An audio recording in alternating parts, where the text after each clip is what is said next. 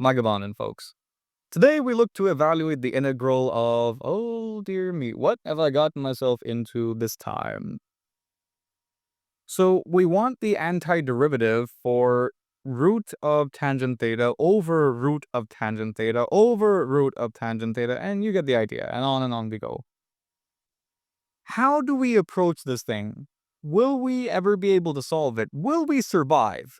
Find out in the next episode of Dragon Ball. Oh, sorry about that. Wrong universe. So the first thing I can think of is to take the integrand and try to simplify it using an auxiliary variable, because that is often the case with nested functions. You can simplify them. Well, sometimes you can simplify them quite nicely. So I'll take this whole thing and let x here equal this abnormally large square root of tangent theta over root tangent theta over root of tangent theta, and you get the idea. But if I square the whole thing, then I have x squared equal to tangent theta over root of tangent theta over root tangent theta, and so on and so forth. But notice here that the denominator is exactly what we defined as x in the first place, which implies that x squared is just tangent theta over x. And this further implies that x cubed equals tangent theta, or x here equals cube root, terribly sorry about that, of tangent theta. But what on earth was x? Well, x was just a placeholder variable for our integrand, which means that the target integral I is just the integral of the cube root of tangent theta d theta.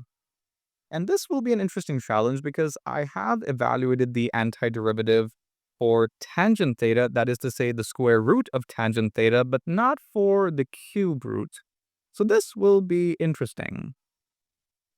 The first thing I'd like to do is make a substitution to get rid of the troublesome terms. And what is the troublesome term? Well, it is the entire integrand. It is cube root tangent theta. So we'll just nuke it via the substitution that is letting cube root tangent theta equal u, which implies that tangent theta equals u cubed. Okay, so far so good. Things aren't looking that bad. And now on differentiating, we have secant square theta d theta equal 3u squared du. In other words, we have d theta equal to 3u squared du over secant square, which is supposed to be 1 plus tangent square theta. And tangent is u cubed, which means you have a u to the 6th power over here. Okay, cool. So this implies that the target integral sorts out to 3 times the integral of cube root tangent theta is supposed to be our u variable, and we have a u squared term because of the differential element. So we have u cubed du over 1 plus u to the 6th power. Now, trust me when I say this, the things are getting better. They just don't look like it. But they will shortly, because we have u cubed and, no, we have u to the 6th power, which is u cubed squared, or u squared cubed even better, because now we can apply the sum of cubes formula, since 1 is its own cube. So we have 1 plus u squared times 1 minus u plus u squared, which implies that I here is just 3 times the integral of u cubed du over 1 plus u squared times 1 minus u plus u squared. And this looks like an opportunity to apply another transformation, and that is letting u squared equals t, which implies the 2u du equals dt. And notice that we have a u du term up top in the numerator, so u du equals 1/2 of dt. And this implies that the target integral I is just 3/2 times the integral U squared is t, and then we have dt times 1/2, which is already factored outside. Then we have a 1 plus t downstairs, followed by a, oh, I have made an algebraic error, which is nothing new, of course. The other term was u squared, so 1 times u is actually u squared, and u squared squared is due to the 4th power. Terribly sorry about that. Anyway, so what we're left with is 1 minus t plus t squared. I was wondering that, hey, there weren't any square roots when I evaluated this thing. And yes, I was right. There should not be any because we have convenient powers of u involved. What we need now is a partial fraction decomposition. So let me take this term here, that is to say t over 1 plus t times 1 minus t plus t squared. And I'll set it equal to a over 1 plus t plus bt plus c over 1 minus t plus t squared. Expanding by the denominator gives us a times 1 minus t plus t squared plus bt plus c times 1 plus t. And the first thing we should do is let t equal to minus 1, because that gets rid of one of the factors. So we're left with -1 equal to a times 1 minus -1 is 2 last time I checked. Then we have a 1 here, then we have a 0 there. So all of this implies that a here equals -1/3. And now we need to now we need to solve for b and c. And that's not difficult. I mean, this equation is valid for all real values of t and complex values of t as well. So we might as well just let t equal to 0, so we get rid of b and we can solve for c. So 0 here equals -1/3 times 1 minus 0 is, I guess, 0, 1, whatever, plus c times 1, which implies that c here is just 1/3, which is again convenient. Now we could just set coefficients equal or choose another arbitrary value of t. And I might as well invoke that, let t equal to 1, again, just to simplify things. So we have 1 equal to, a here is -1/3, and we have 1 minus 1 plus 1, so that's got to be a 1.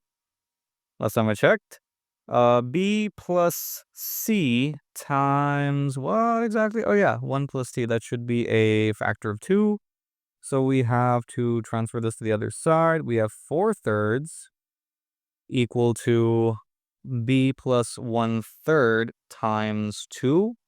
We have some nice cancellation taking place. So b plus 1/3 equals 2/3, which implies that b here should equal 1/3. I see my addition of fractions is improving with time. All that math is definitely paying off. So things finally do look better, objectively speaking, that is.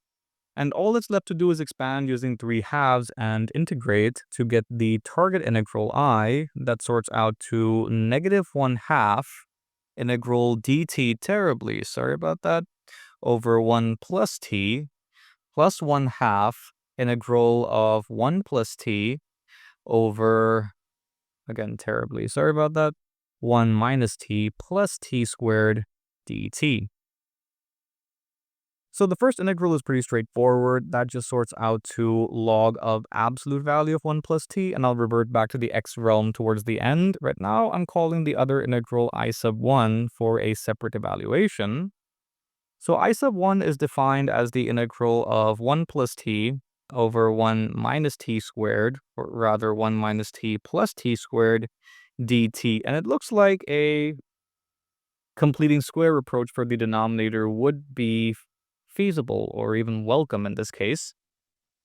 So we have 1 minus t, which can be expanded as 2 times 1 times t over 2, or wait a minute, we have t squared plus 1 minus t, right? So I'll write this as 2 times t times 1/2, much better. And then we have this plus 1, but we don't need the plus 1. We actually need a plus 1/2 squared and a minus 1/2 squared to balance that out. And the 1 can tag along for the ride. And this equals t minus 1/2 whole thing squared minus 1/4 plus 1, which of course is 3/4. See, I am getting better at math. So all of this implies that I sub 1 is just the integral of 1 plus t over what exactly? That's t minus 1/2 whole thing squared plus 3/4 dt. Okay, cool. Now what? Well, we could invoke the linearity of the integration operator, but before we do that, I would like to expand the 1 in the numerator just a little bit to make our lives a bit easier. So we have t plus 1, and of course t plus 1 is just t minus 1/2 plus 3/2. I guess so. Over t minus 1/2 whole thing squared plus 3/4. Yeah, it looks like things are coming together quite nicely. And now I'd like to invoke the linearity of the integration operator and write this as integral of t minus 1/2 over t minus 1/2 squared plus 3/4 dt. Terribly sorry about that. I never really can write the number 4 properly. Oh dear me. That's a struggle.